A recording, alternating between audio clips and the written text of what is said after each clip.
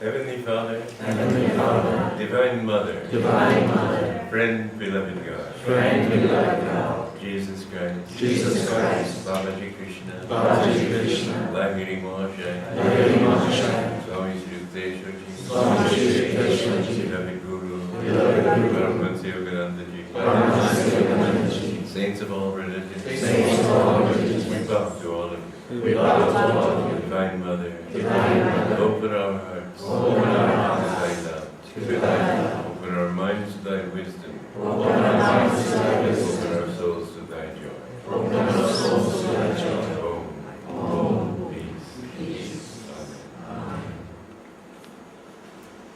Amen.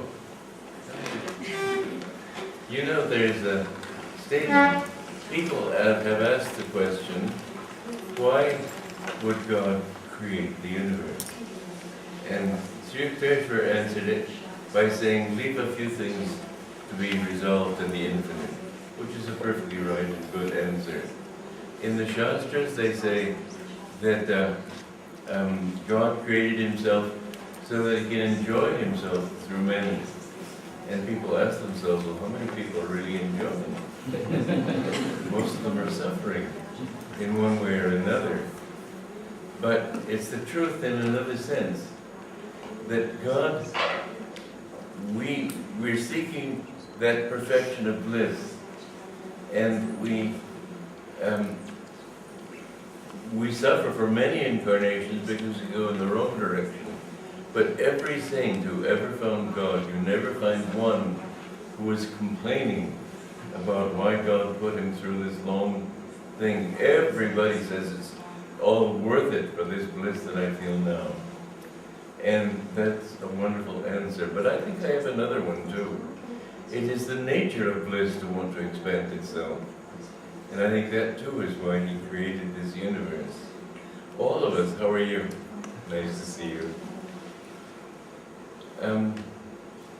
All of us have this longing for bliss, and we seek it in different ways, because people think that everybody wants two things in this universe. They want to avoid pain and suffering, and they want to find happiness. And they think of happiness as their definition of bliss. But happiness in itself is a very two-dimensional state. And once you have it, you finally get tired of it. You want something opposite. And you begin to think, somebody please hit me on the head to see if I'm alive. So they want excitement. And in that excitement, you have duality. In that duality, you have pain, you have suffering. This is that perfect bliss, in order to create an appearance of reality, had to have waves on its consciousness. And those waves have highs and they have lows. And so everything in nature has to be divided. That single bliss in the center has to be divided into two opposites. And Dvaita is the reality underlying all of creation. Everything has its opposite. So pleasure is always balanced with pain. People are always thinking, I'll get it together, finally I'll have everything I want, and then well, you won't be satisfied even then, because you'll be bored. But even if you aren't bored, you're going to be bound to find the opposite in time. I had a very amusing instance of this years ago. I got a motorhome, and I had always visualized myself in a motorhome, traveling around the country, giving lectures, having my own home to live in, and having my own space, but giving talks everywhere. And somehow somebody gave me the money to get a motorhome. And I was so pleased because this desire had been fulfilled. I sat back and I laughed and laughed and laughed. And I knew as I was laughing, I will have to pay for this laughter.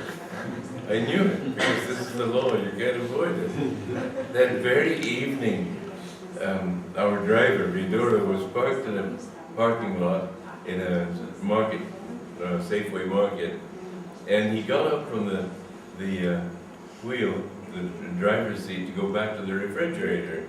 And as he was doing it, the motorhome was not properly set, and it kept moving, so slowly we couldn't feel it moving.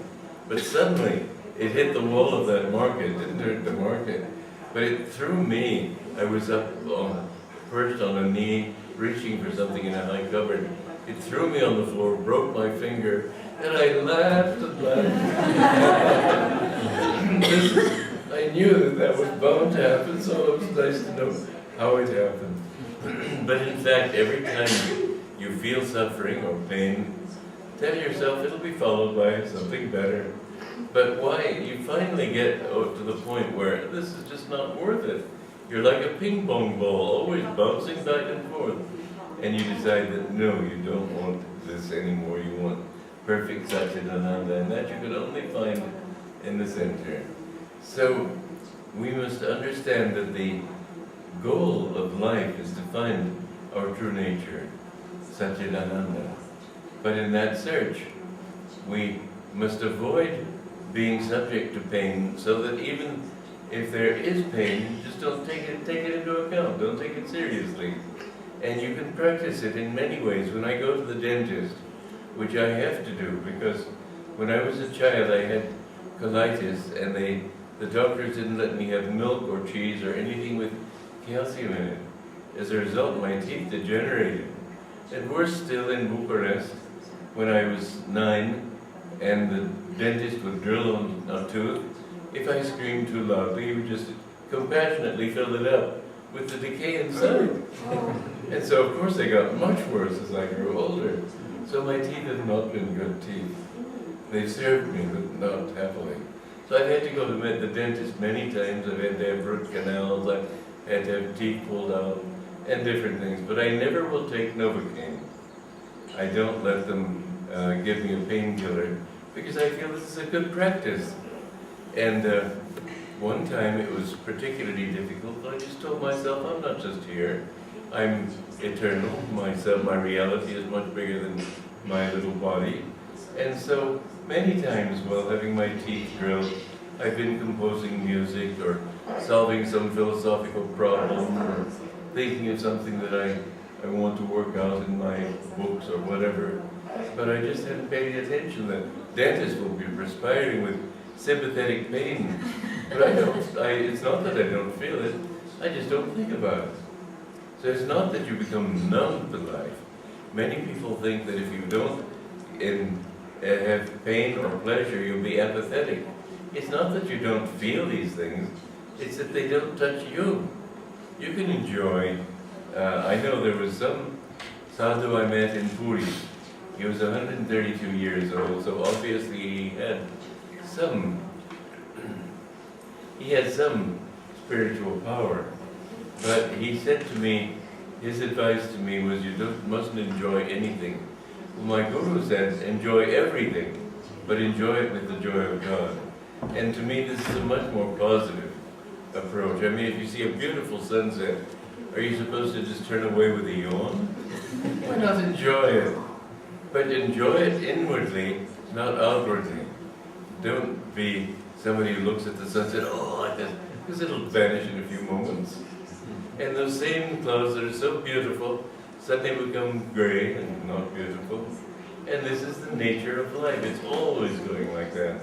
But if you ride with those waves, that's one way of getting out of it.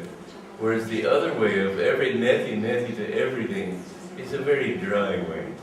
There's no joy in that way. And this man was not a joyful man. But my guru was full of joy. My guru's teaching, and this is his Mahasamadhi, and so I want to talk about him more than anything else. But as for his plans for India, which is the subject of the talk today, I'm not quite sure that I have very much to say, because he came with plans for the whole world. And he did talk about India's karma. You know, every country has a particular karma that it develops. And you know, you can go into that country and feel it. When I have gone into Mexico and come back into California, I can instantly feel the moment I cross the border, I can instantly feel the high energy of California. When I go into Nevada and come back, I can feel Nevada with all its gambling, it's taking money, it's not giving it. And the energy there is a taking energy. It doesn't have that. That's the center of lots of gambling and stuff, and that's the consciousness there. And I've seen people in there slot machines trying to get money out. There was one case of a couple who were there, and the man got a heart attack. The doctors came and finally took him to the hospital.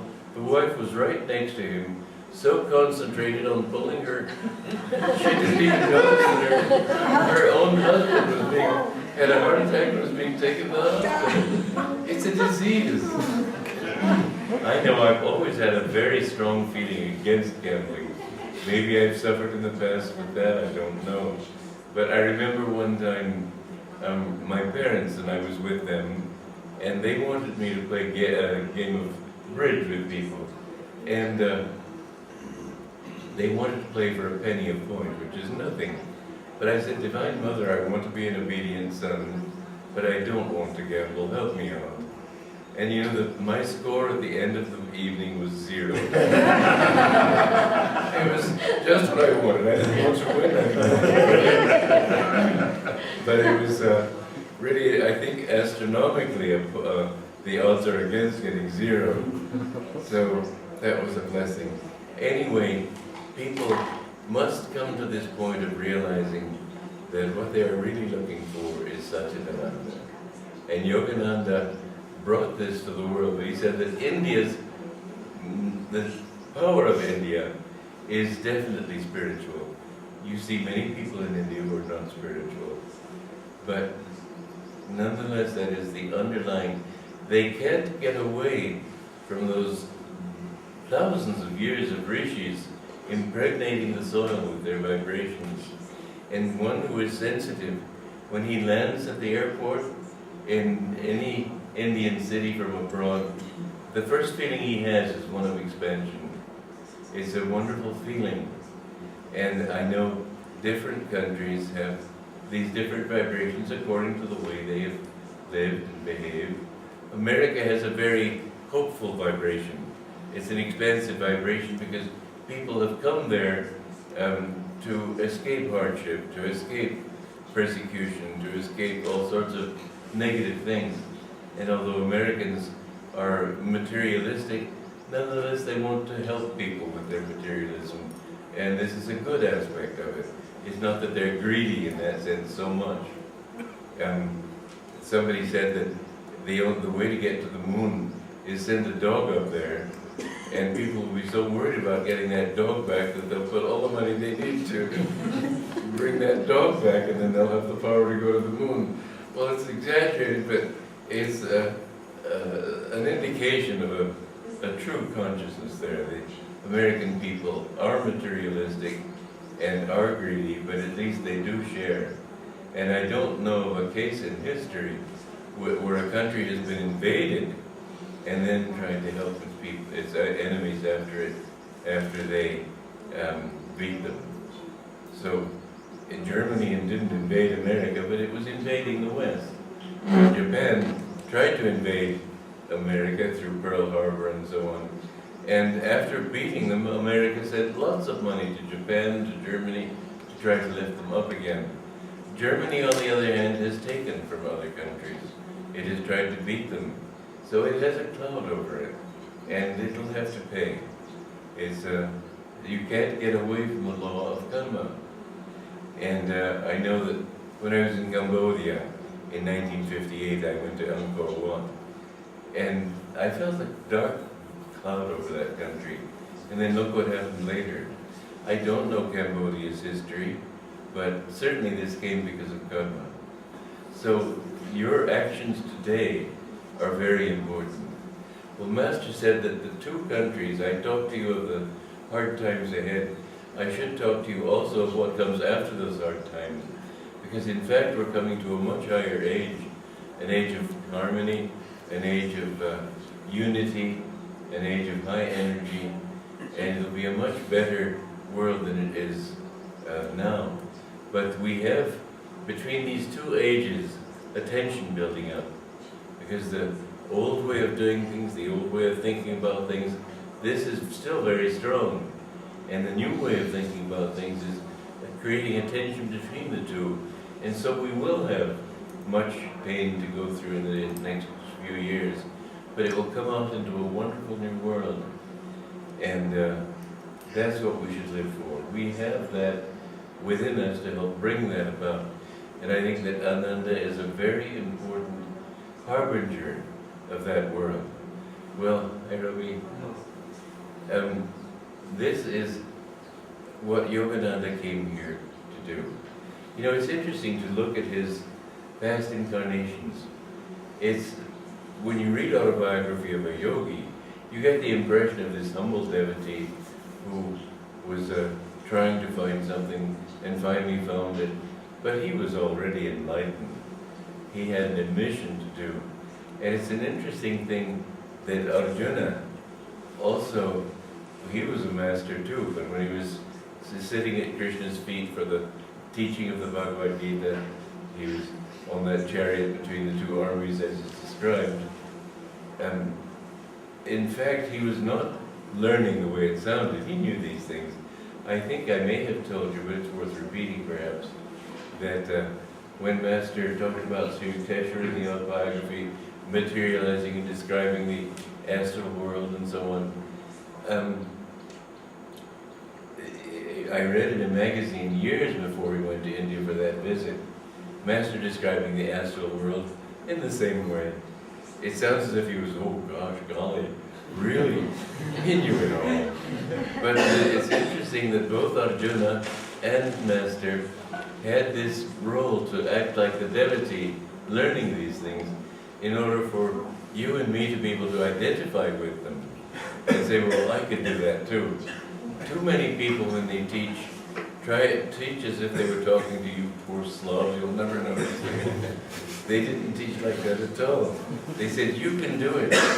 One time because I had a beard, people thought I looked like Christ, so they had me act in a pantomime, the part of Christ. And Master said afterwards, and people really thought you looked like Christ. And I said, well, sir, I'd much rather be like him than look like him. And I thought that was a joke, and that he would laugh. Well, no, he didn't. He took these things very seriously. He said, that will come. And he'd say that to every one of you, because he saw everybody in terms of his spiritual potential. To him, we were not sinners. He said the greatest sin is to call yourself a sinner. Say you're enlightened. I know when I was 21, I used to smoke.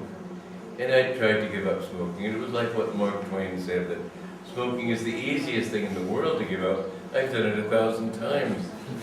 Well, every time I would have a coffee after my lunch, it was so nice to have a cigarette then, so I would go back to it. But I must have had good samskara somewhere. Because instead of saying, oh, I failed, darn it, I'm so weak, I just said, I haven't yet succeeded. And after a year of this, I found I had the strength to continue, to give it up.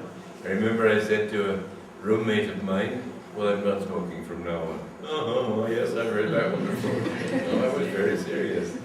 And the next morning, I just had no desire for a cigarette. I had a half-empty packet in my pocket, and I passed it out to people till it was empty and left it. The only time I ever thought of smoking was in a dream once. And it's not that I wanted it, it's that I felt and went back to it. But honestly, never tell yourself you're a sinner. Many Indians say, "Man, papi hu." You're not a sinner. You are a child of God and you are perfect. Don't ever say, I have failed. Even if you fail 1,000,000 times, that is not your true self. And so always tell yourself, I am a child of God, I haven't yet succeeded, but I will succeed. This is the way to get out of Maya. And really it's a ploy of Satan to try to persuade you that you'll never get out. And it's really a ploy of your own desire to say, I'm weak. If you're a sinner, then you have all the excuse you need to go on sinning, don't you? So why not sin? I'm a sinner, I should go ahead and sin. But if you say, I'm not a sinner, then sooner or later you'll know that you're betraying your own nature by being unkind to people, by being vengeful, by hurting people, etc., etc. And so it's very important. Even, you're not being a hypocrite if you're affirming something you want to be. If you were a thief and you decide you won't steal, And they'll always try to pull you down to what you were. That's why company is very important. If you mix with your old friends and you start talking about God, oh, come on, forget that stuff, have a drink. And you may have a drink. You may be pulled down by their hypnosis that they place upon you. Therefore, I say live in community. Because when you're living in a community, you're living with people who are trying to raise you. But most people, they don't like somebody getting ahead of them in this game. They don't like somebody being better than they. They'll find every reason to tell you you're not good. You're just like me. But you're not if you don't want to be. It's not hypocrisy if you affirm for your own sake. If you try to tell other people that you are perfect and then behind the closed doors you do all sorts of things, that is hypocrisy. But to say I have not yet succeeded and I'm going to succeed, and not to want other people to pull you down by their hypnosis of failure, then this is good. So remember, tell yourself you're an ever-perfect child of God. To call yourself a sinner is the greatest sin. So, I'm rambling all over the map, and forgive me, but I don't have much chance to talk to you here. So, I like to, when a thought comes to me, explore it for a bit. But anyway, I was talking about Arjuna, and how he has incarnated to try to help other people to feel that they can do this too. I feel that Master, I know he used to say, I killed Yogananda long ago. No one dwells in this body now but God. And he, I think, has been an avatar for many incarnations. I think he's one of the masters who have come back to this world again and again to help uplift the whole planet. This is my firm belief. I know that Arjuna and Krishna were said to be Nara and Narayan long before their incarnation. And they too were enlightened masters. And Nara, one time, Mara means Satan, tried to tempt him by materializing a beautiful woman. Nara just materialized 100 equally beautiful women. So Satan couldn't do anything.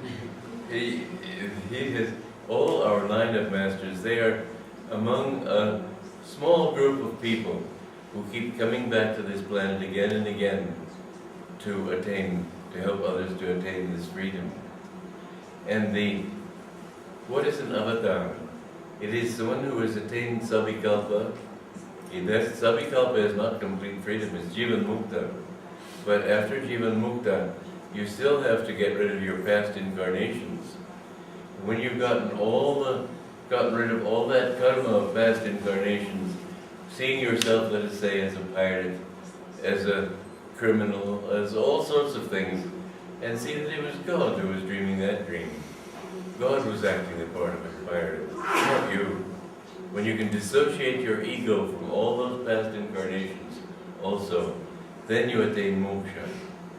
And in the state of moksha, you're completely free of all desires, you become one with God. Now most people, when they attain that state, just think, thank God, after millions and millions of incarnations, I'm free, I don't want to do anything, have anything more to do with this Maya.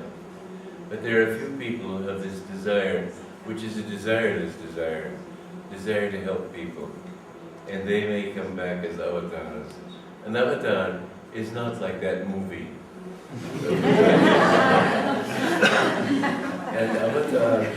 An avatar is not somebody who speaks of himself as in my avatar as a banker. It really means God, somebody who is completely free in God, comes back with the full power of God. God himself never incarnates in this world, but he incarnates through liberated souls with that power. It's right and proper. Somebody who came here already perfect, with no memory of imperfection, what could he do for man? It's that these people have been through everything we're going through. They too have suffered, they too have made mistakes, they understand the human condition, and they also understand how to get out of it. And their role in this world is to help people. They're not different from you. You must understand this. Your destiny is to become like them. Your destiny is to become one with God. And you may look at yourself in the mirror and say, this? Don't look at yourself in the mirror. You are free in your soul. And don't hypnotize yourself with your limitation. Because underneath everything, look at it reasonably and you'll understand me better. God created all of this out of His own consciousness. And therefore everything is a manifestation of God. And this whole show is trying to bring back you know how God creates the universe is not from outside in, it's from inside out. You see how a tree grows? We grow from a little sperm and ovum into a human being. Everything grows from its center outward. All true understanding is from the center outward. And this is why it is said that God, His consciousness, is center everywhere, circumference nowhere. And if you want to understand other people, don't look at them like that. Try to feel them from inside. This is what I have against astrology and handwriting analysis and so on. It's outside in. You have to understand it from inside out. A true astrologer is a Jyotish, somebody who sees the inner light, who can really feel people from their spiritual standpoint. Because this is our reality. So anyway, when the masters come into the world, they always come with a specific mission. Buddha came, his role was to change the ideal of karmakanda, which says that if you please the gods enough with rituals and yajna and so on, they will give you blessings. Well, they will, they can, karmakanda works, but you'll never be freed that way. You may go to Swarg, to heaven for a little while, but you have to come back. Yeah, why do you have to come back? Why can't you enjoy it? Because you come to the point where you can't enjoy it anymore. Your desires for the world pull you back because you're no longer happy there. There's an interesting story of a saint who met Durvasha, who was called the Angry One. And Durvasha tested him by getting as angry as he could at him. And the man was very calm, just took it, and he knew Durvasha was a saint, and he gave him full honor as a saint. And Durvasha said, you are shown such a level of perfection that you deserve to go to heaven in your own body, which means leaving your body consciously. Obviously you can't take your physical body into heaven. And so this Devata, this angel, came down in this chariot to take him to heaven. This is symbolic, of course. You don't go there in a chariot, that's the symbolism of it. And he said that I'm ready to take you to heaven. And this saint said, well, wait a minute, before you take me away, what are the advantages of going to heaven? And the angel said, well, this is very strange that you would say, ask a question like that. Most people would be honored and thrilled to go to heaven. But anyway, what you find the advantage here is that you get to mix with angels, you get to mix with nice souls. You live in a world of great beauty, much more than this beauty, this world. There are no insects, no mosquitoes, no ants, caterpillars to just get in your salad and so on. And, so everything is wonderful. And he said, well, I appreciate this very much, but I know that in this world of Maya, everything has its opposite. And if there are all these advantages in heaven, tell me what are the disadvantages? And the angel says, my goodness, nobody asks a question like that. But since you asked me, I must tell you, you can't advance spiritually. You can only stay there as long as your good karma lasts. Then you have to come down here. Because heaven, for the unenlightened person, is too perfect. You don't have the incentive to advance spiritually. What makes people advance in this world is seeing all the evil and the darkness and things, and you think, oh my God, I don't want that. And so you turn toward God. But there, where everything is perfect, you don't feel the need to go further. So you remain happy. And so anyway, when you're good, you don't advance spiritually. Secondly, when your good karma begins to vanish, it's like leaves in the autumn. The leaves fall, and your happiness begins to fall down, leaf by leaf. And you finally begin to get a sense of unhappiness and moodiness, you're sad. Because you know you have to come down into this world of relative darkness again. And then you have to come back here. And you always in your mind, and I know this from my own experience, you always have this longing for heaven. I know I've been there many centuries even, but it wasn't enough. I came back here and had this longing for that, which made it not possible fully to enjoy this world. And the saint said, well, thank you very much, but the disadvantages you outlined are so colossal. I can't imagine anyone in his right mind wanting to go to heaven. and he said, isn't there some other alternative? And the angel said, well, you're really the most peculiar fellow. But anyway, I have to answer that when you, there is a world beyond our world. It's lightless light and darkless dark. It's a world of thoughts and ideas, the causal world. But we don't know that world, and from that world you can't come back to this world. And he said, well, and they said, but to reach that world you have to be here, in this world. You have to meditate here and achieve that state. So he said, well, thank you very much, but your heaven is absolutely unattractive to me. I want to remain here until I can attain that state. And this is what Vivekananda also said. A true yogi hates the idea of going to heaven. He doesn't want to be locked in a little ego. I can imagine no hell worse than having to remain in this ego for all eternity.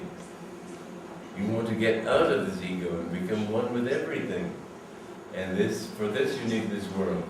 So this world is also a great blessing because it gives you the incentive, the prod, to always try to find a higher state. So anyway, Buddha said that karma will not get you what you're really looking for. It will give you powers, it will give you satisfaction of desires. You may even get to Swarg with that, but you won't get to heaven, you won't get to God that way. You'll have to come back and go through it all again. He said, don't even pray for help. I told you this story of Devi Mukherjee, when Master told him to be less light-minded, and Devi said, well, sir, how can I do it without your blessings? And Master's answer was, my blessings are there already. God's blessings are there, it's your blessings that are lacking. And we've got to reach that point, and this is the mission of Buddha, to tell people, you've got to do the work. Yes, it's all God's grace. Kripa is like, God's grace is like the sunlight on the side of a building. You have to open the curtain so the sunlight can come in. So it isn't if God does everything, but ultimately this is a mystery which is not easy to understand. Ultimately, even the desire to open those curtains is His grace. You know, it does take time, but don't wait for that grace. You have to use your will. I think the secret of it is this, that when you really have understood by His grace, you will make the effort. You know, when you read the life of Ramakrishna, when you read the life of Yogananda, when you read the lives of great saints, you see that they make 100 times more effort than you possibly could make to find God, to show you that you do have to try. They don't need to do it, but they go through it so that people will not say, well, our path is just receiving grace. Yes, in the end, it's all grace. The grace to work hard is His grace. The grace to want it is His grace. Somebody said to me, Master, one time, Master, I don't think I have very good karma. Master said, remember this, it takes very, very, very good karma even to want to know God. So even that desire to know God is grace. You've done good deeds enough times in your life to have received that grace to understand that this is not the answer. Everything comes from grace, but don't think that way because it'll make you passive. And Buddha came to make people stop being passive. You have to do the work. The trouble with Buddhism, not Buddha, what Buddhism is, because Buddha's mission was to tell people to do the work. It was not to talk about God or devotion. And every master has got a particular mission, and he can't teach everything. And so, Buddhists, not Buddha, but Buddhists, said that your the goal of life is nirvana. In fact, when I was in Thailand, I read an official Buddhist document which compared Buddhistic nirvana with Satchidananda of the Hindus. And it said that yes, it's true, you feel a momentary bliss, but then nothing. My answer to that is then where did the Buddha's compassion come from? You don't get compassion out of a blank. It has to have some bliss behind it. Buddha certainly had bliss. He certainly was a master. But my guru, this is one of the wonderful things that my guru came to do. He came to show how all religions and all these different paths of religion really are true in their own way, in their own time, in their own, to their own audience. And he showed how the need of Buddhism resulted in Shankaracharya, because Buddhists were saying there is no, the Master said nirvana is a truth. You reach that point where all individual fluctuations of consciousness and so on, all ego consciousness, everything is, you become nothing, you go into emptiness. But then in that emptiness, it's like a clean room. Then you can bring the guests in. And so in that emptiness, then comes bliss. And that bliss is the positive thing underlying the universe. So he said even nirvana is true. But I saw this movie, which maybe some of you have seen too, about a Buddhist Lama, who was considered a very saintly person who died. And it's a true story. It was actually filmed. What is the name of it? Unmistaken Child. What? Unmistaken Child. Unmistaken Child. See, it's worth seeing. And this disciple of his spent, and this man, a Jewish person from Israel, came there to film this whole thing, and they allowed him to. And this man was seeking everywhere, trying to find the reincarnation, which they do in Tibet, the reincarnation of this Lama. And he did find him. And it's really quite a very interesting story. But their belief is that you never get out of anything. You're always incarnating. And that is not satisfying to the soul. The soul wants to get out of this ego. It's just a natural desire. We all want to get out of that and understand that apathesis of everyone is finding that infinite consciousness. So anyway, Buddhists are right, but wrong. And every religion has a little handle on truth, but not the whole truth. And so Satchidananda was what Shankaracharya came to teach. And he said that everybody in the world is seeking two things: to avoid pain and to find bliss. And people seek it mistakenly, and so they suffer for many incarnations and wander for many incarnations. But he said that the essence of everything is bliss.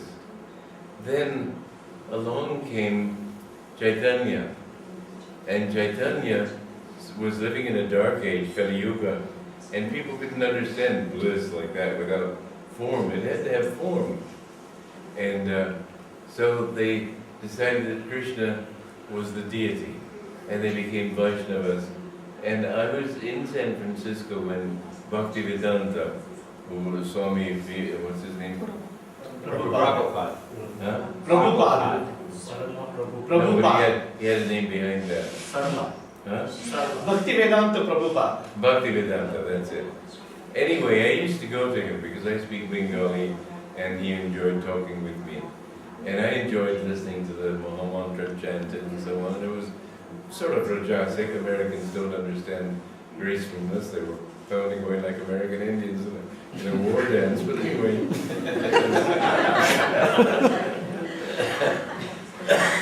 it was beautiful in its way. But then one day he said to me, Ramakrishna was a fool. I said, what are you saying, Swamiji? He worshipped Krishna. He worshipped the Divine Mother. He didn't worship Krishna. But I said, he also worshipped Krishna. He said, always there was. Oh, did he? I didn't know. Anandamayi Ma was a fool. He said, what are you talking about? She worshipped the Mother. I said, she also worshipped Krishna. Oh, I didn't know. I knew that's what he was trying to get at and didn't dare say. was that my guru was a fool, because he was always against what he called impersonalism. Well, can you really believe that God is blue and plays a flute?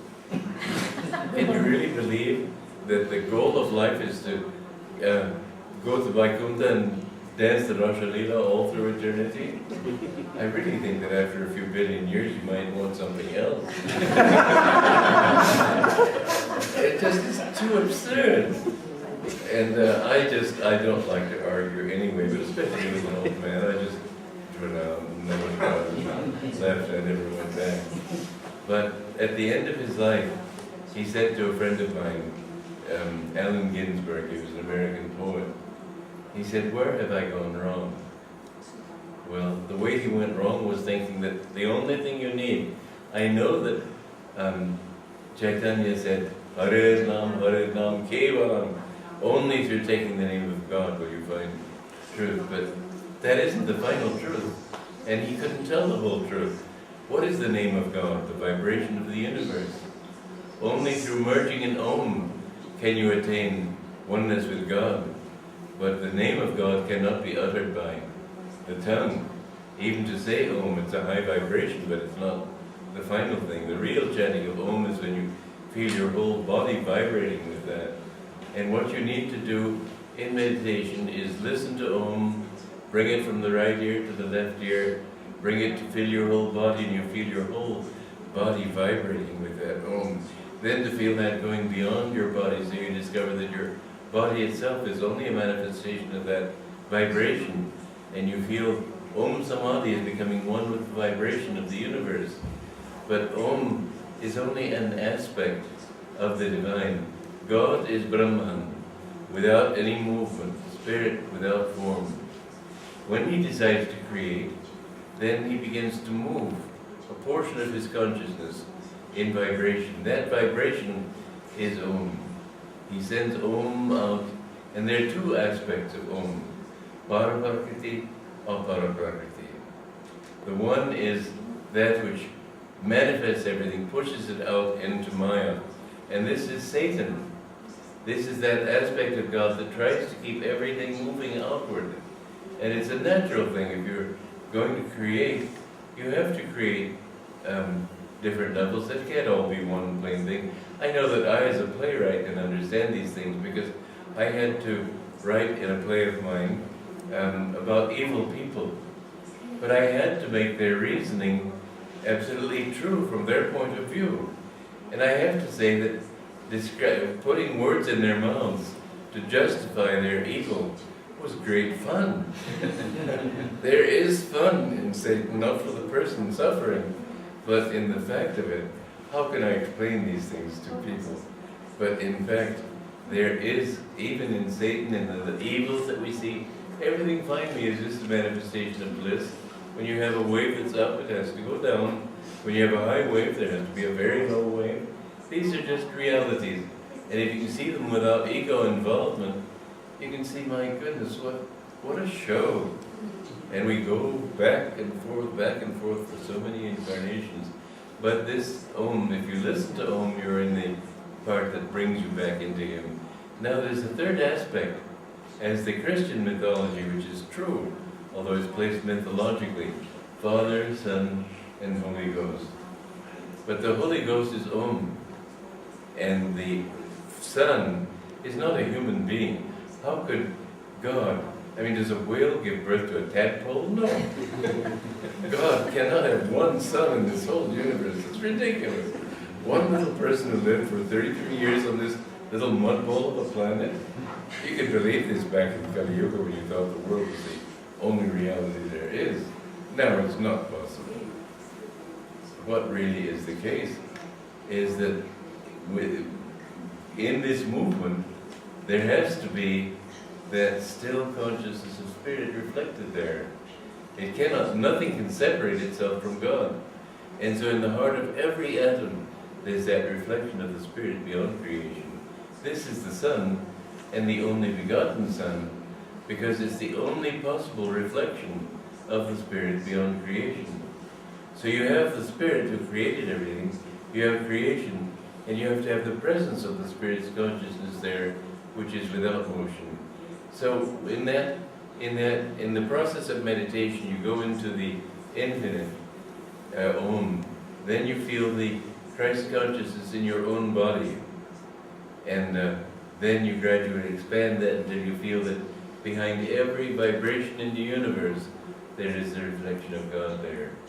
And I asked Master one time, at what point may someone be called a master? He said, when he has attained Christ consciousness.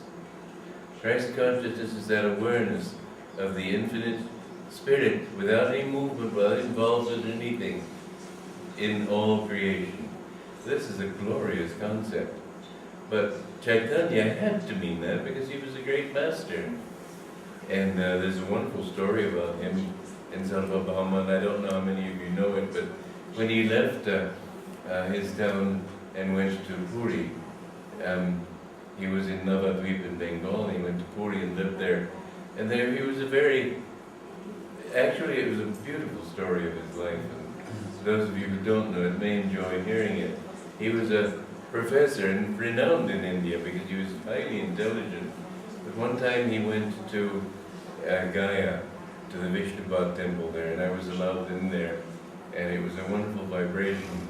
And anyway, he began weeping because he saw Krishna there, and he couldn't stop weeping. And when he came back, he tried to teach, and he couldn't teach anymore because every time he started teaching, his mind went to Krishna, and he just was overcome with devotion. And then he began getting people to take the name of God, dance in God, let yourself go in that. You know, too many people think that they can attain God by thinking. You won't be able to. You can only understand with your heart. You can be as intelligent as Einstein. It still won't give you God. You can't be stupid and find God, but you have to have a clear mind, and above all, a clear heart. There are more nerves in the heart than there are in the brain, and in that heart is your true understanding. Your true nature is your feeling nature. Anyway, he was singing this way, and many people were dancing, and he had thousands of people following him. There was one time when he was going through the streets dancing in God with his followers, and a washerman came, and he said, "What are you doing dancing like that? There's work to be done." And Krishna said, "That's all right. You can." Chaitanya said, "That's all right. You can, but just chant once with me." And so this washerman chanted and suddenly dropped his laundry and joined them all. And his wife, the washerman's wife, came there and saw her husband dancing like this. And she said to him scoldingly, "What are you doing there? You've got to do our laundry." He said, "That's all right, whatever her name was, just dance once." And she did, and she dropped everything. So he had power. But there's a story in the life of Ramakrishna where they went to a Vaishnava meeting, and it was a very dull thing. It depends on the person there. And Prabhupada thought that if you take the name, just as Chaitanya said, if you take the name of Krishna in the Maha Mantra, you will be freed. So he let even criminal people join, thinking they would all be freed. It didn't happen. There has to be power there too. And there was not that power. So there were things that organization did that were definitely not good. There was one case where one of them came into a watch store in Japan, in Tokyo, and had them display all their most expensive watches. And suddenly somebody else came in from the door, swept all those things into a bag and ran. And this is the sort of thing you found. 3 Swamis going out onto a lake, only 2 coming back. There are many really bad stories. So anyway, but Chaitanya was telling the truth. And he went to Puri after a while. And he was singing with so much love and devotion and joy. And so this scholar, Sarvabhauma, came to him, and he said, "Well, you're such a bright person. I would like you to learn also the teaching of Vedanta, all these more high truths." And he said, "Well, I'd be very happy to learn." So he took one passage of scripture and interpreted it in 25 different ways. Well, you know, this was my test in the beginning. When I saw Yogananda writing commentaries on something, and he'd say this is what it means, but on the other hand it also means this, and it can also mean that. We aren't trained that way in the West. We're trained in Aristotelian logic. If a thing is this, it can't be that. It's either this or that, but it can't be both. And I had a hard time with that one in the beginning, because it didn't, I thought, can he make up his mind? But I came to understand in time that it's a much subtler understanding that when you see many aspects of a truth, because truth has many aspects. And a man is a father, a husband, a son, an employer, or an employee, is many things. And so truth also in different aspects, if a thing is a central truth, it applies in many situations. I didn't understand that in the beginning. And this Sarvabhauma didn't understand it. But no, he did understand it. He interpreted that passage in 25 different ways. And Chaitanya said, well, it's a very fine feat, congratulations, but let me see if I can think of any others. He came up with more than 80. And Sarvabhauma became his disciple. Well, anyway, this was another ray of the divine. You find that God has come into the world again and again to teach people what they needed at that time. People who had been following Vedanta and Shankaracharya, it was a true teaching, but they made it false by making it too intellectual. Without the heart, you can't find God.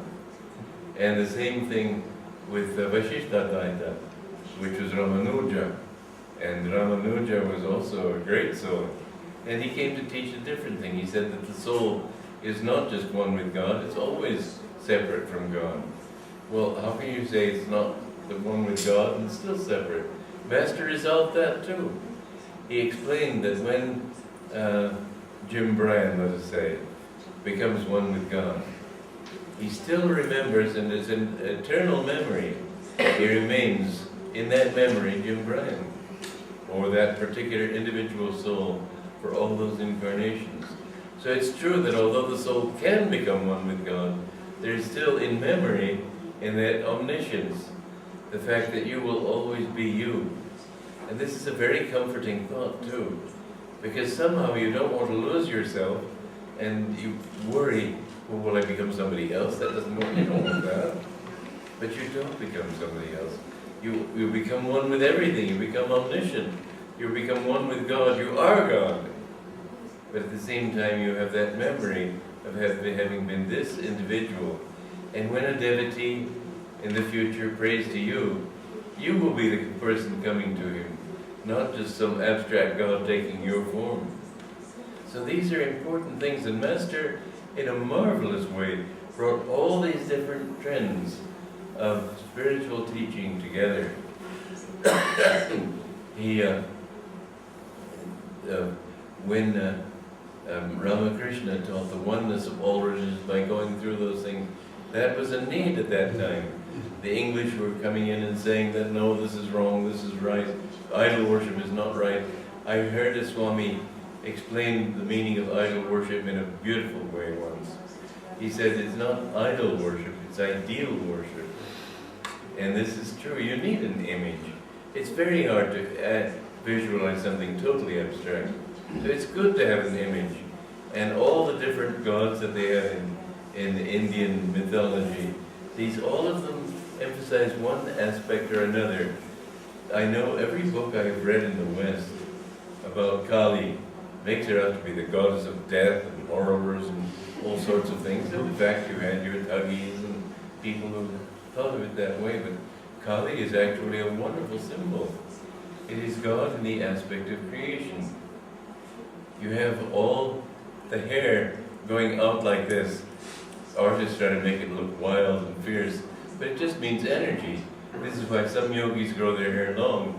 And I used to grow my hair long, but when it got too thin, I thought, this is ridiculous.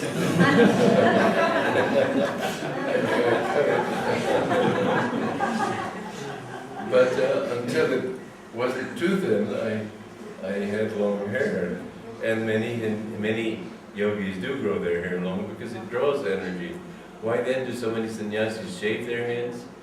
Because another reason, and perfectly valid. In shaving your head, you cut yourself off from the energies and so on around you. So you withdraw yourself into your body, or you open yourself up to higher influences with long hair. Each has its own purpose. And none of them are contradictory in the sense of only this is right or only that is right. They have different purposes. And so, Ramakrishna and Kali, I was talking about Kali, she has these 4 arms. One of them is to create, to preserve, to destroy. And they just emphasize the destroy. She wears this garland of heads. But those aren't destroyed heads. It shows that her consciousness is in all minds. That's the real meaning of it. It's not heads she's lopped off, but you can take it that way too.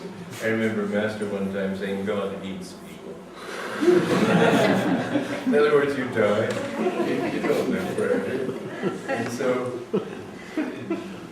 it was fun, but I don't think he would have said that to everybody. And then you see her with her tongue out, and people think this is from bloodlust, and they emphasize this big red tongue. It isn't that at all. She represents creation, vibration, and so she's dancing. But Shiva is prostrate, and that Shiva represents spirit beyond creation. And when vibration touches the breast of vibrationlessness in spirit, the dance stops. And you know how when you make a mistake, you bite your tongue. Uh-oh. This is what it means. Uh-oh, I've gone too far. I can't go any farther. So the symbolism of Kali is beautiful. And when you see the Divine Mother in vision, she looks beautiful. She doesn't look like Kali. That's only a symbol. But all these things are ideal worshipping, not idol worshipping. And India and its teachings are very much more sophisticated than any other religion in the world. Because all of those are limited in their purpose. Whereas India has come down from thousands of years with many different rishis, many different teachings, all of them added to the... The wonderful thing about Indian teaching is it doesn't say either or, it says both and. And that's a wonderful truth. So anyway, then came Master. And Master's purpose, apart from others, was to show that all ways they help you to find God. What he said was wrong with Islam, what he said was wrong with modern Christianity, with modern teachers in most religions, is that they only speak of going to heaven. They don't speak of oneness with God. The only religion that speaks of oneness with God is Hinduism. And not very many Hindus seek moksha. Very few. Still, this is the goal of Sanatana Dharma. Everything has come from God. Everything must merge back into God. And there cannot be another religion in the universe if it's a true religion. Because this is what it's all about. We need devotion in order to fulfill our own destiny. We have come from God. We wander for many lifetimes until we understand the truth of our being and merge back into Him. And this is why I say that it's the nature of bliss to produce this. He's made everything out of His bliss, and we have, it's fun, but it's only fun for Him and for those who get there. It isn't fun for people who are still working in Maya. But that it's such, as I said, nobody has ever been bitter who has reached the goal. They've all said it's worth it every moment of it. Because all the pains to help me to understand the truth that is so absolute, nothing can stand up before. It's the only truth that is. And suffering is a delusion, pain is a delusion, hatred is a delusion. None of it's real. We're living in a dream. But Master's goal was to bring back to our awareness more clearly, I think, than anyone ever has, although Ramakrishna also did. But his mission was mostly to those Western missionaries who said this way is the only way, that way is the only way. His was a great mission too. But I remember that one time, because Master made a big thing in America, and Vivekananda made a big thing in America, somebody was comparing Yogananda to Vivekananda, to Sri Yukteswar. And Sri Yukteswar said, don't mention in the same breath, Yogananda was much greater. And this is not to put Vivekananda down, but to say that Yogananda was one of the great people in this universe who come to this world again and again. He said, I will come back, if need be, 1 trillion times, as long as one stray brother is weeping by the wayside. And it was so wonderful to realize that when he was stern with you, which he could be, when he was disciplining you, he only wanted your love. I would look into his eyes when he was saying something about what I needed to do to work on myself, or whatever it might be. And I always saw in his eyes this regret that he had to talk that way. But he had to drive this darkness out. Remember then that his mission is not to Ananda Self-Realization Fellowship. It's not to India or America. It's the whole world. The whole world will be uplifted. Now, how can I say that? A very interesting thing came to me personally, because I had grown up in the English system. We had English teachers in Romania. I went to school in Switzerland. It was an English headmaster. I went to school in England. Obviously, it was English. So till the age of 13, all my education was English. And I had come to think of William the Conqueror as one of the great villains of history. And when I discovered that Master said he had been William the Conqueror, you can imagine what a shock this was. And I definitely did a lot of work to try to understand William from a higher standpoint.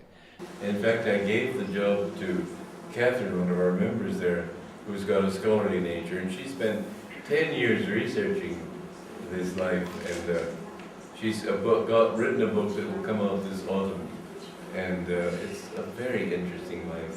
But you find that William was he wasn't just a conqueror.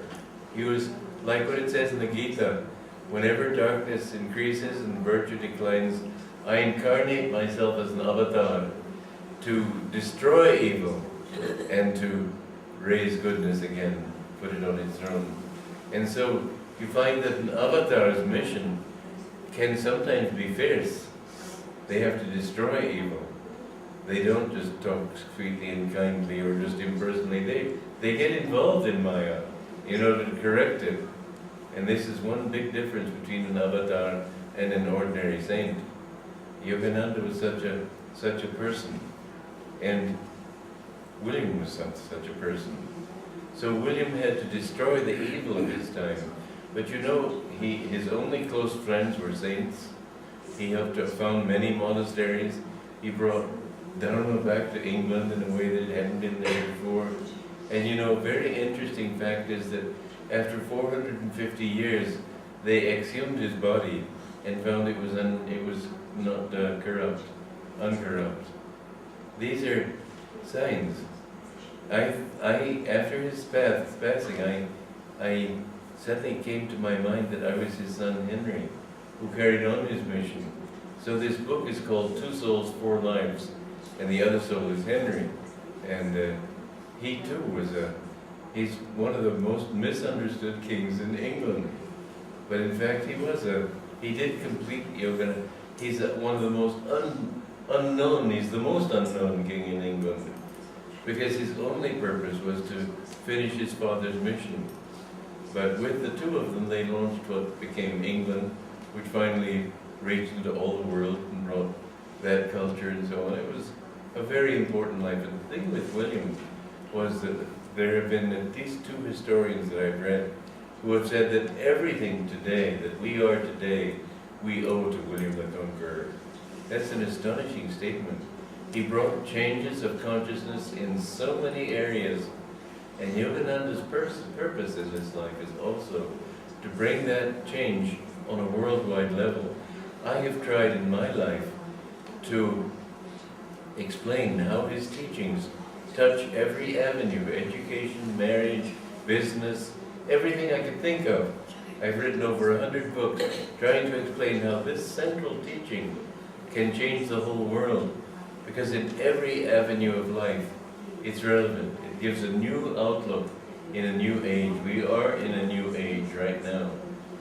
So when I talk about the troubles we're coming to, I'm really concentrating on what's beyond them, and this fact that we're going to come into a new age of energy and enlightenment.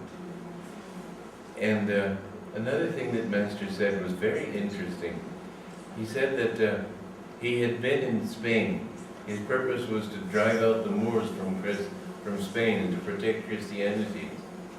And an interesting thing is that he never said who he was, but several people have done research on it, Jayadev in Italy and others, and I think it's probable that he was Fernando III, the Fernando III, whose body is still incorrupt.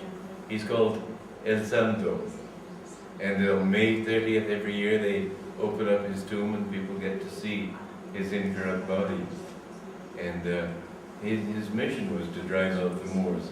He didn't complete the job, but he did a lot of it. And then his son was Alfonso X, who was Alfonso X, who was in many ways like me.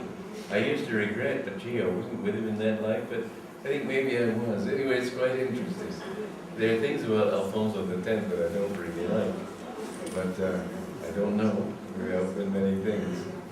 Anyway, he wrote much music to the Divine Mother, and he wrote more than 400 pieces to the Divine Mother and her different miracles and so on. And I've written over 400 pieces of music. And he wrote many books and much literature about spiritual things. He was interested in astronomy, which was my first interest in this life. And he is actually named, one of the craters on the moon is named after him. So this is fun to think about. But I think that he did something that I've learned in his life. He had people who were always betraying and always pulling him down, trying to offset him, and he tried to work with those people. In starting Ananda, I have not bothered to work with negative people. I've said let them handle it themselves. I've worked with positive people like Jyotish and Devi and Dharmadas and Nirmala and many others. And those who wanted to do a good thing, I said, let's do it together. And I remember there was one time when the members of Ananda wrote a new constitution, the main purpose of which, and the main bylaw of which was, Swami Kriyananda can have nothing to say in this. And I was in India when they were concocting this. When I came back, I said, I absolutely forbid it. And they were very upset. And I just finally, I'm not a fool. And so I would not do this foolishly. But I called everybody together when I knew I had enough people on my side. And I said, look, I'm tired of this negative energy. Now, I don't tell you much. But if I insist on something, I expect you to do it or not do it, or not stay here. And if you don't accept this from me, I will leave and never look back. I don't care. And so 50 people left then, but we had more than 50 who were for it. And I would not have made this challenge to them that I will leave if you don't agree, until I knew that I had a very most people. So I wouldn't do such a thing. But I did do it sincerely, because if they had not been willing to do that, why waste your time on negativity? It seemed to me in the beginning of Ananda, I had only to open my mouth for several people to jump into it. Anything I tried, they would fight it. And it just became very wearing. Now, Ananda, what you need in a community is self-definition. Once you know what your way is, you don't need rules. People just automatically, it's a group pressure that makes you live that way. We have two rules. One is yata dharmas tata jaya. The other is people are more important than things. And if there is a need institutionally for somebody to do something, and we don't have anybody whom it would help to do that, we just don't do it. We think of people's first. Now we don't need rules, because people automatically, they want to live right or they wouldn't be there. And if they don't do right, they gradually come around. But I had a very strict rule, no alcohol, no drugs.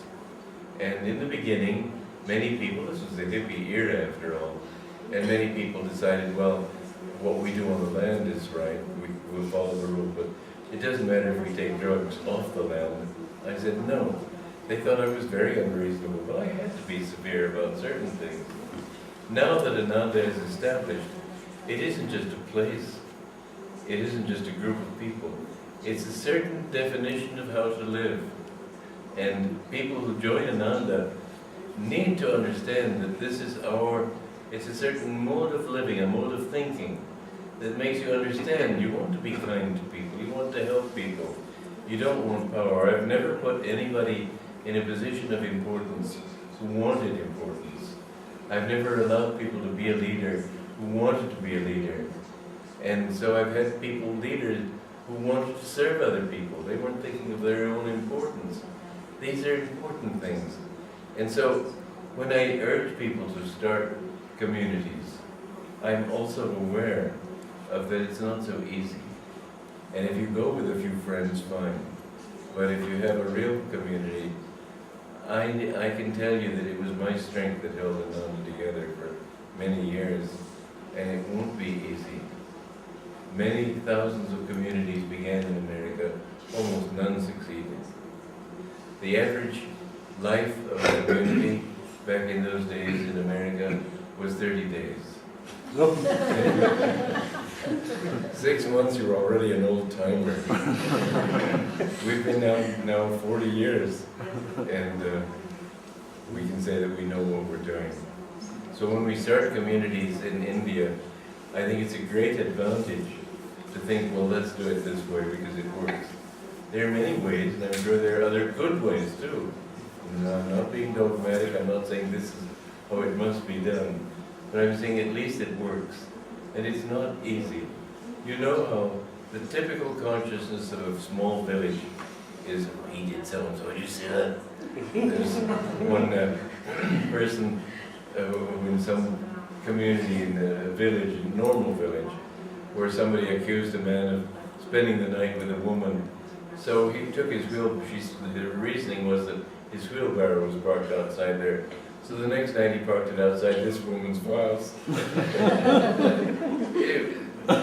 You get so much pettiness in that kind of thing. Just don't take little things that importantly.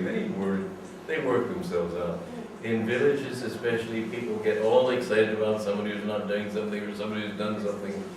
Let it be. In Ananda, you don't have that problem. People always are trying to help each other to grow. And the more you live in Ananda, the more you find this is true. So, in having you here, talking about communities, all of these things, I want you to think also in terms of, I'm offering an ideal, but I do offer you also a place and a way of doing it. If you join Ananda, you will be brought under our vibration and be spared a lot of pain. But don't think you have to do it that way. I want to help other communities, but I don't know how many communities we can call Ananda communities. This is something beyond my horizon right now. We have 8 communities, wonderful. Could we have 1,000? I don't know. Maybe we just let them be inspired like us, come to us for any kind of inspiration, but I don't want that kind of oneness where we have to watch what they're doing, because I couldn't do it. I don't see how we could, but that'll take care of itself, and you'll have to worry about that.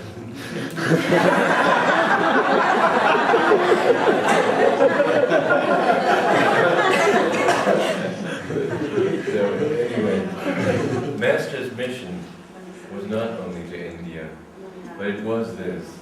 He said that India and America someday will unite to lead the world. Does that mean they'll become politically one? I don't think so. Too far apart. I don't think that's an advantage. But I think that we're working toward unity. That Europe will become one, India will become one with Pakistan and Bangladesh and Nepal and all those coastal regions. North America will become one, South America will become one. You know, somebody said to me that when the people came to North America, they came for spiritual freedom. When they came to South America, they came for gold. He said, North America has flourished. South Americans are still fighting because they have got on the wrong foot. So we need to bring God into all countries. And as we do this, there will be oneness all over the world. The world is tending toward final oneness, but will it be a oneness politically? I hope not. I like small countries. You can do something with them. What can you do with a huge country? What can you do with the corruption in Washington? You just can't. It's too big. Corruption in India, terrible, but you can't do anything about it. You can control a small country. So I would like to see within this umbrella of unity, little places like little communities. I think the communities, little communities, are the solution to the future, where you can work on overall unity in one way, but a few people living harmoniously, living in true unity, they can be an example to others and help everyone to see, well, yes, it is possible. So this is Master's mission, and I believe that we've done a lot toward that, but you all have to do the rest. Bless you all. Thank you for coming. Thank you, Swamiji. You want to ask any questions? Yes. You have to talk loudly. You look like I'm somebody trying to who's phrase it. drinking violence. I'm trying to phrase it. Have you any ideas when Master might reincarnate again? He said he would come back in 200 years. He said then he would live in the Himalayas like Babaji, and after many years he would come down and collect those disciples who were close to him and go back there. Yeah.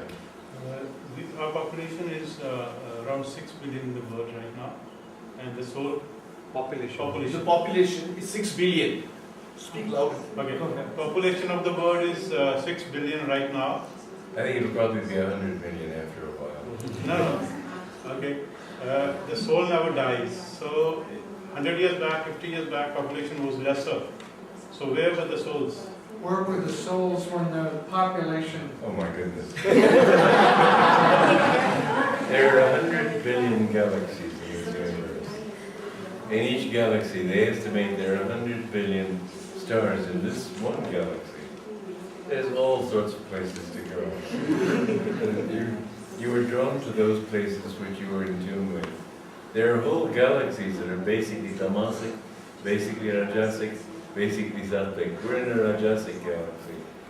And you are drawn to those planets where you are attracted. I asked Master once, those people who are here now, will they come back in the Satya Yuga? He said, oh no. He said, this is a huge galaxy, a huge universe, many places to go. So you don't, he said, if you always kept coming back to the same planet, you would find out too soon. That's quite a statement. When you think about it, God wants you to be free, but He doesn't want you to get free that easily. And second He is, wants you to work it out for yourself. And if you begin to know, oh, I know this place, the deja vu would become universal. No. And so you will be drawn back to those planets where you are ready. animals have souls? Animals have souls? No. Yes, of course. Worms have souls, rocks have souls. Everything. What is a soul? It's the presence of God in everything. And is a rock something separate from God? No, God made that. How did He make it? Through thinking it, then through vibration. And the rock, which looks so solid that it doesn't move, it's nothing but a ball of vibration of that particular kind. But you couldn't sit down to a game of chess with a rhododendron bush.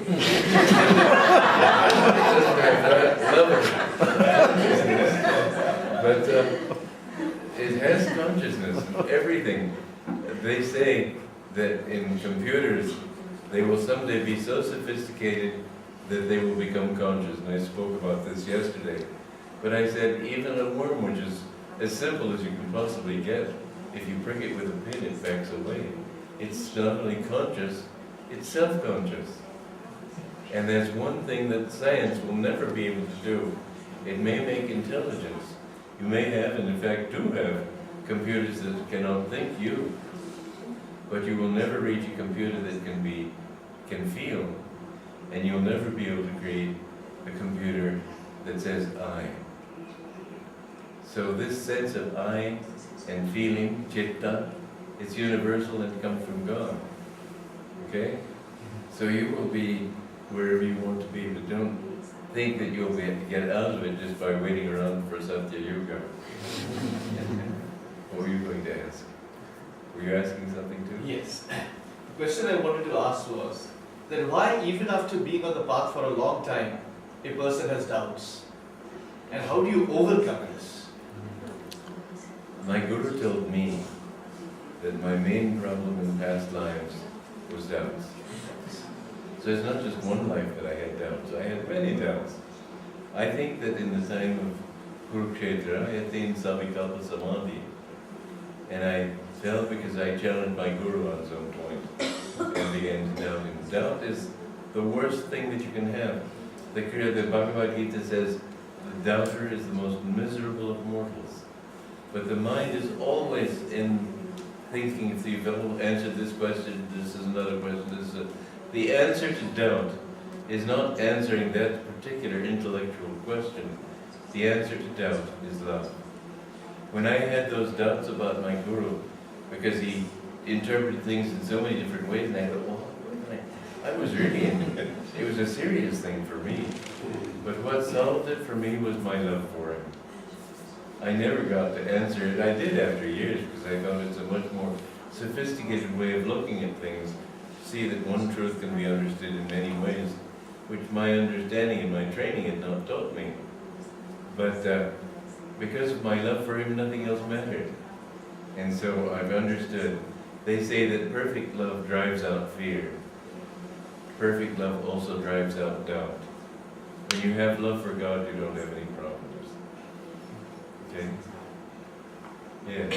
Swami, what would be your most enduring memory of Master or story? What would be your most endearing memory of Master? Well, there's so many. It's a favorite. They're all very intimate, and they all involve an exchange of energy. Not things that he did, but energy.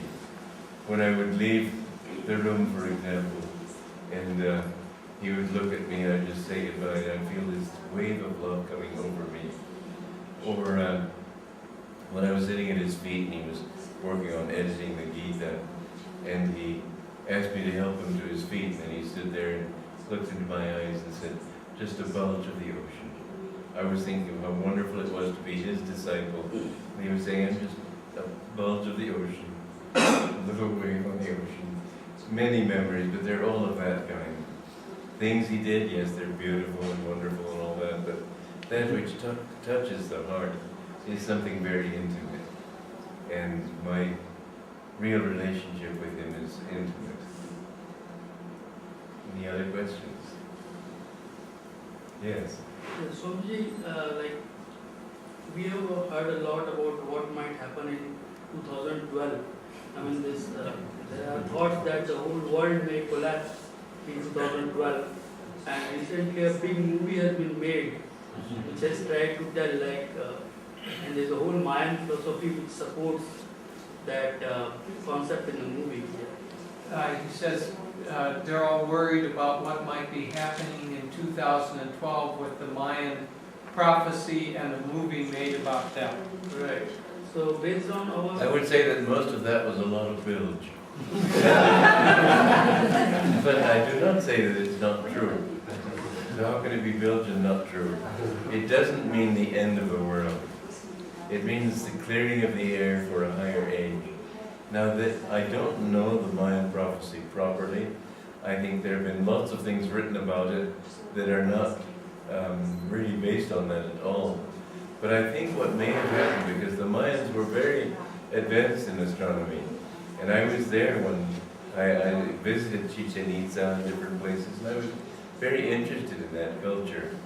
But I think they were highly advanced in these things, and they could see that cosmic influences were bringing mankind to a certain level of change at that time. many old things would go. But I have read, and I think one of you, I forget who it was, gave me something about 2012. Who was it? Is she not here today? Probably from Bombay. Anyway, about somebody who has been talking about that period. And there will be no crime after that. I don't believe that. I don't think man's nature will change that quickly. I think it will be less crime, maybe of a more sophisticated type. But I don't think man will change that radically so quickly. But over a period of a few thousand years, in Hatha Yoga, Kriya Yoga, you do have that. You don't. Everybody is much closer to God then, but it doesn't come just in a flash. And they said that people will be 24 feet high. I don't believe that. But I will say that during this Hatha Yoga, people are getting taller, and it is a sign of an advancing yoga that people do get taller and do live longer. And I remember when I first came to India in 1958, in Connaught Circus, where there were crowds of people, I was a whole head above them all. Now I'm milking up at most of them. Indians have become much taller. It's not change of diet, it's change of yoga. And people will be taller. And back in the medieval times, people were much shorter. These are all indications. So whereas I don't literally believe that overnight people will become 24 feet tall, in time they may become much taller. And in the Bible it says there were giants in the earth in those days. And I think that it implies that in a higher age people were much taller. So, okay? Swamiji, da un punto di vista energetico, questa terra qui, ho sentito qualcosa di forte che emanava questo villaggio, Qualcuno capisce? The land here, the land, or maybe, The land here has a very strong power from The what? The land is very energetic. The land here at this village has a very strong vibration and holding it together. Yeah. Why they come? Why? I don't know. You know, every place has a vibration, not just a country, but every place. At Ananda village, there's a certain vibration there, and who can say? When I came over from Nevada into California, we have a man-made boundary there, and yet somehow there was a definite change of consciousness coming into California with its higher energy. When you go from Oregon to America to California, you feel the same thing. When you go from California to Oregon, you feel people more laid back and so on. So one time after I'd been in Europe, I think it was, I came back to Ananda, and I remember walking down from my property down the trail below the property that's Ananda. And then when I came back, I said to whoever I was with, I said, "Oh, what peaceful it feels." And I looked and I saw we had just crossed the boundary into Ananda. There's a vibration, and somehow, although it's man-made, man makes those boundaries. And probably in this area, saints lived. And where there have been saints, they create a vibration. When you go into for instance, Alandi, where, what's his name? Ganeshwar, where he lived. I have not been there, but people who have been there said that instantly in his tomb they felt that power. So this is why it is said, well, I'm not going to talk about that. But, well, I have to since I've said it.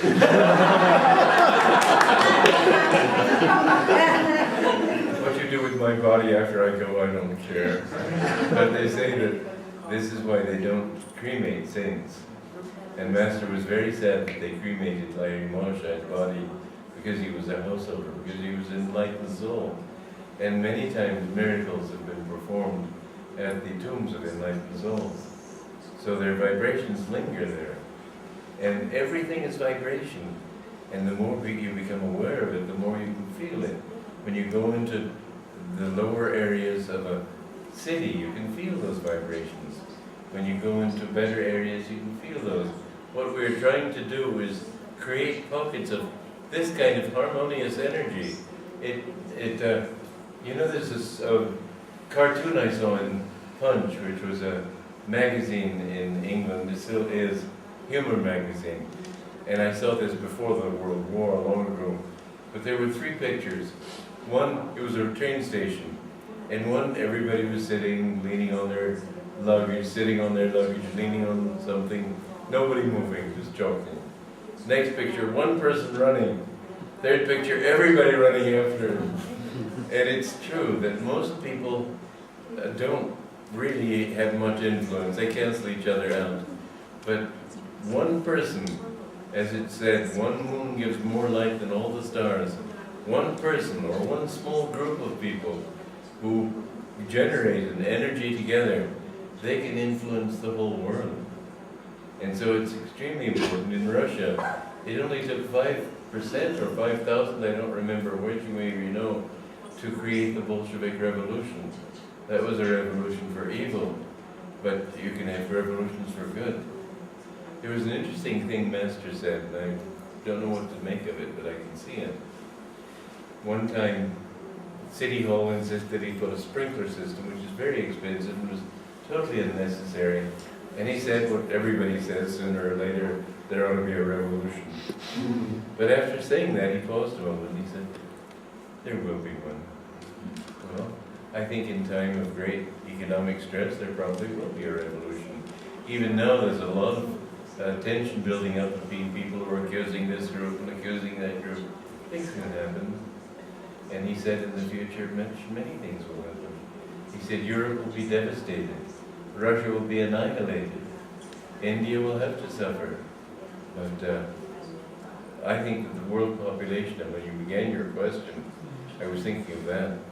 But this world population of 6 billion people, I think probably in the next few years we will see it reduced to fewer than 1 billion, maybe 100 million.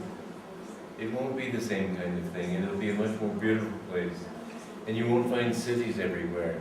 Cities, as Mahatma Gandhi said, are a disease. It's very difficult in a big city to live a sattvic life. I think that it will be much smaller towns. Small communities will be the wave of the future. This is how people will live everywhere. And I think what we're doing is starting something very important in the world today. But yes, I think much troubles will come. But where do people go? Mind you, if you think of this world in an abstract way, you can see that it's a concentration camp. Every 100 years, everybody who's living today will be exterminated. And we don't see it because they die by ones and twos. But they will all have to go sooner or later. And you'll come back. And there's no such thing as death. And people go and they come back. But there are many planets to go to, so don't worry. If there aren't enough people here and you can't get back in, you'll find someplace. And while you're looking for someplace, remember you'll still be someplace. Wherever you are, you're not. You can't say you aren't. So when people die, it doesn't mean they die. It just means that they're in another sphere. People in the other world, actually the thing about the astral world when you die is that you don't have this, the body creates a restraint on feeling. But when that restraint is lifted, whatever feelings you have become greatly intensified. So if you have love in your heart, that love becomes infinite. That bliss becomes, I know when Sister Galamata died, she said, too much joy, too much joy. She left.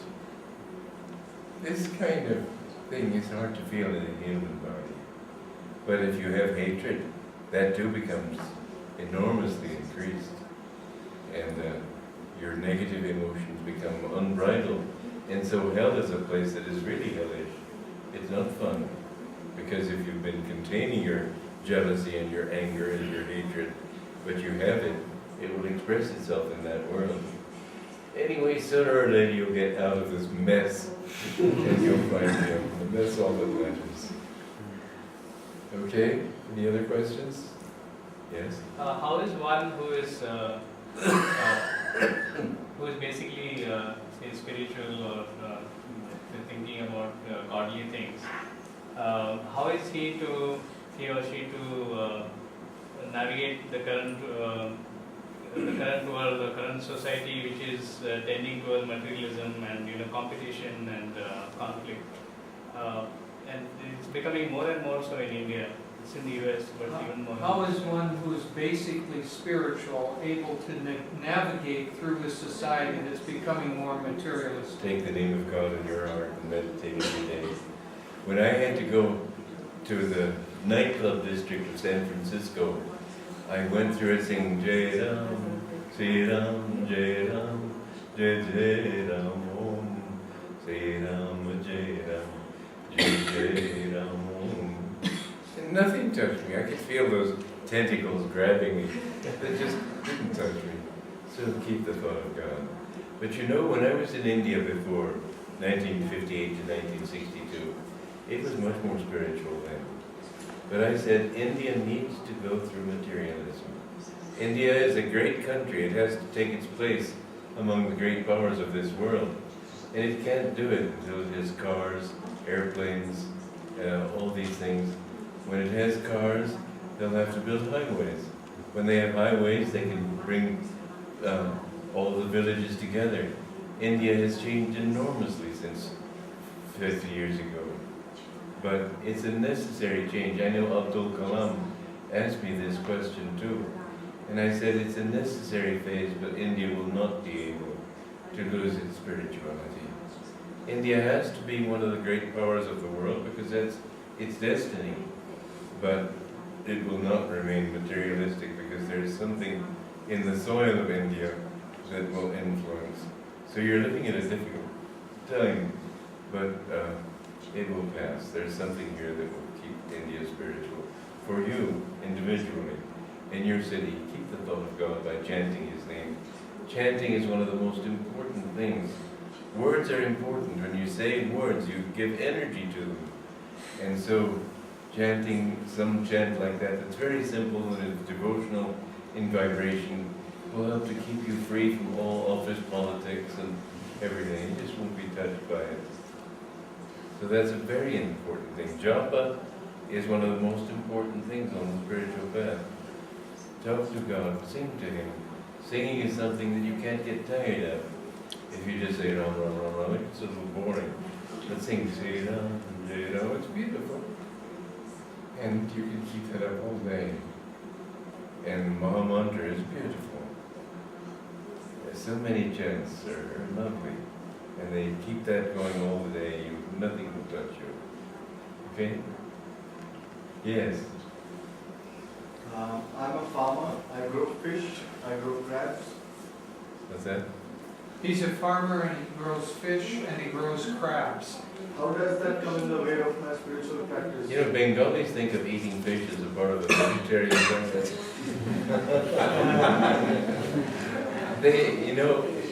When you think of their level, I myself don't eat fish or crabs, but when you think of that level, what really makes vegetarianism better, and what makes meat eating bad, is the high evolved consciousness of animals. They have anger when they're killed. Fish don't have anger. It's sort of inconvenient, but they don't feel it. And so the idea of cows it's wrong to kill cows because they're more evolved and they feel fear and they feel anger and they have the evolution to be able to fill their flesh with those vibrations. And you notice that countries that are heavy meat eaters are full of anger and they tend to be more warlike.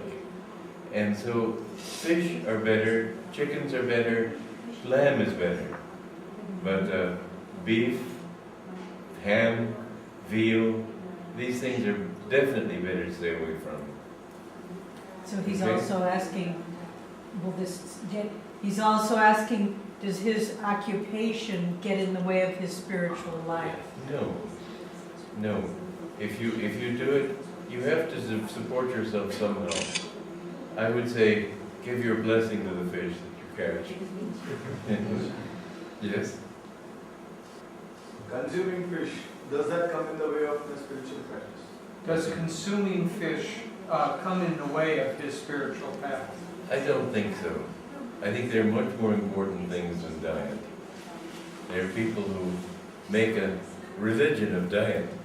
It isn't what you eat, it's what you speak and what comes out of you that determines what you are.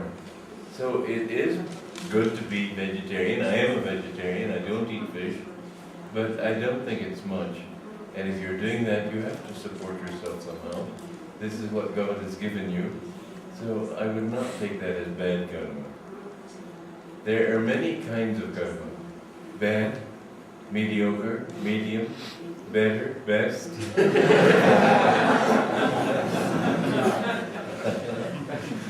Okay? Okay, any other question? I think somebody raised their hand there. Swamiji, how we can overcome our desires and have just only one desire to find God? You know, there are two ways to overcome desire. One is to indulge it but not be a part of it. So that you have a desire for something but don't feel that you're touched by it. So that's why I say enjoy a beautiful sunset, but enjoy it with the joy of God. If you have a desire for even sex or worldly things, if you feel that this is God that you really love and you're enjoying Him in this, gradually become free. In fact, the teaching is that you should feel that God does everything through you. Whether it be earning money or sex or anything, God does it. The more you feel He is doing it, the more you feel that you're not giving in to that desire, you're just submitting to it because nature forces you to. That way, more by more and more you find, just like with cigarettes, when I was smoking, I didn't say I have failed, I said I haven't yet succeeded. So I was never smoking eagerly, willingly. I was smoking unwillingly, but I was smoking because my habit made me smoke. So I detached myself bit by bit, not by absolutely denying it. You find, for example, with sex, which is a very important point to consider, sex is the most basic human instinct after self-preservation. And you can't just say, no, I don't have it. Everybody has it. If they don't, they're suppressed. But look at so many monasteries where people go through lots of suffering because of that. It might be better if they were married. Then when you're married to one person, finally you don't have that desire. You can get out of it. But on the other hand, the trouble with marriage is that it's very involving. And it's much more difficult if you're married to think of pleasing God. You have to think of pleasing your wife or your husband. And that personal relationship is a binding thing. But you have to play. We're really, we're running a race and doing tricks along the way. And it's not so easy, but you have to understand that you have to give in here to Queen there, and so on. Each person is different for that reason. But don't. There's this Swami in Chennai who was being scolded because he's been caught with a movie actress. I say that him who is without sin cast the first stone. He seems like a good man, but people are weak, and they can't overcome it by just saying, I overcome it. So let him be. You have to work out your problems, he has to work out his problems. If I had the weight of everybody's sins on my shoulders, I think I'd be underground. So don't worry about how other people live. Just think, what do I need to do to become free? You'll find sometimes that giving in a little bit makes it easier instead of making a big complex of it. This is something personal. I can't discuss it at length, but basically, the more you feel that God is doing everything, and the more, this is why Krishna gives this teaching in the Gita, you give the fruit of your labor and the fruit of your action to God, then more by, mind you don't come out of it like that, but over many incarnations, vanatha dam banjai, bit by bit, you reach that point where you're freed from it. But don't criticize other people. People are bound to go through the same thing if they criticize. That which you criticize in somebody else, karmic law demands that you will go through that too. You have to understand that everybody he's got his own way to freedom. So how do you overcome desires? If it's a desire for an ice cream cone, why make a big issue of it? Just go ahead and have the ice cream cone. If it's for money, that's pretty involving. That can take many incarnations to get out of.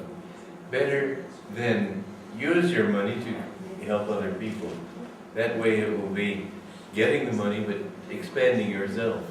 And that way you become free. If it's for sex, think of it in terms of giving and of sharing and of love, not of passion. And then we gradually become freed of it. But always resist in your mind and say, my mind tells me I can't resist it, but I don't want to go be in it, and so I bet you'll find that in time you will get rid of it. And there are times when you can absolutely, with great force, drive it out of your mind. But those don't come easily. There was one man who was an alcoholic.